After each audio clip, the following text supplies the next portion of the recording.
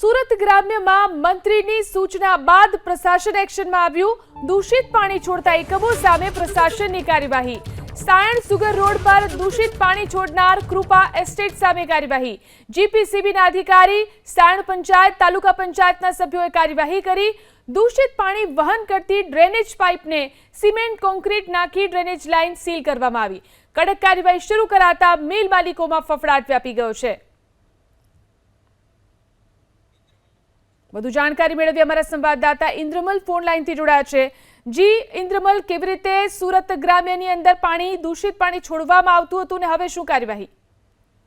બિલકુલ જીલન, જે ઓલપાડ તાલુકાનો મોટો ભાગનો જે વિસ્તાર છે, સાયણનો હોય, મંગળોર તાલુકાનો મોટા બરોદ કે પીપોદરા જે ટપકી એકમો છે તે જે દૂષિત પાણીમાંથી નીકળતું તે સીધું કાચમાં અને જતા હતા, જેને લઈને વારંવાર ફરિયાદ બાદ મંત્રી પર્યાવરણ પટેલ દ્વારા ઇમરજન્સી બેઠક પણ બોલાવી હતી અને જે ઉદ્યોગકારો છે, જે એકમના માલિકો છે, તેમને શબ્દોમાં સૂચના આપવામાં આવી હતી કે આ બંધ કરી દેવામાં આવે, અમે તૈયાર કરવામાં આવે।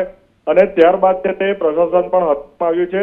ગઈકાલે સાંજના સમયે છે તે જીપીસીબીને સાથે રાખતા સાયણ ગ્રામ પંચાયતના સત્તાધીશો તેમજ તાલુકા પંચાયતના સભ્ય દરેક મિલમાં ચેકિંગ માટે નીકળ્યા હતા। તે દરમિયાન સાયણ વિસ્તારની અંદર આવેલી એક જે મિલ છે, વોટર મિલ છે, તેની અંદરથી આ રીતે એક સીધો પાણી જે છે તે ગટરમાં છોડતા હોવાનું કનેક્શન મળી આવ્યું હતું અને જેને લઈને તંત્ર એક્શનમાં આવ્યું હતું અને તાત્કાલિક સિમેન્ટ અને કોન્ક્રીટ નાખી અને જે જ્યાંથી પાણી બહાર નીકળતું હતું તેને તાત્કાલિક સીલ કરી દેવામાં આવ્યું હતું અને ત્યારબાદ છે તે અન્ય જે મિલો છે તેમાં પણ ચકાસણી કરવામાં આવી હતી અને આ કાર્યવાહી છે તે સતત ચાલતી રહેવાની છે તેવું પણ કહેવામાં આવ્યું હતું।